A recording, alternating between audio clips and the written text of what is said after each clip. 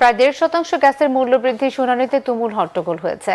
Consumer association of Bangladesh CAB বলছে, আগের গণবিরোধী সরকারের পথে হাঁটছে অন্তর্বর্তীকালীন সরকার ও Bangladesh energy regulatory commission BRC. 6টি গ্যাস বিতরণ কোম্পানির মূল্যবৃদ্ধির প্রস্তাবের উপর রাজধানীর বিয়াম অডিটোরিয়ামে গণশুনানির আয়োজন করে বিআরসি। কোম্পানিগুলো শিল্পে প্রতি ঘন মিটার গ্যাসের মূল্য 30 টাকা থেকে 1 লাফে 75 টাকা 72 পয়সা করার প্রস্তাব করেছে। জ্বালানি বিশেষজ্ঞদের মতে গ্যাসের মূল্যবৃদ্ধির কোনো প্রয়োজন নেই।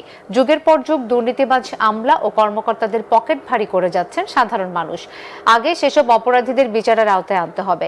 গ্যাসের মূল্যবৃদ্ধি করে দেশে শিল্পকে ধ্বংস করার চক্রান্ত চলছে।